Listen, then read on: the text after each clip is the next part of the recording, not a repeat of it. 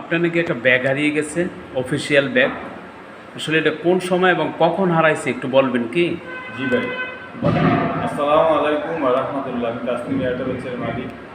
তো আমি গত 4ই জুন 2024 বিকালবেলা অফিসের কাজকর্ম সেরে অফিসের কিছু জরুরি কাগজপত্র ব্যাগে নিয়ে মাসরাবাদ আমার বাড়িতে ফেরার পথে মোটরসাইকেলের পিছন থেকে আমার ব্যাগটা পড়ে যায়। আমি ফিরে সলিমাবাদ বাজার পর্যন্ত অফিস পর্যন্ত আসি, ব্যাগটা আর পাইনি। তবে যদি কোনো সহৃদয় ব্যক্তি আমার ব্যাগটা পেয়ে থাকেন, আমার নিম্ন মোবাইল ফোনে যোগাযোগ করে ব্যাগটা যদি আমাকে ফেরত দেন তাহলে আমার খুবই উপকার হবে।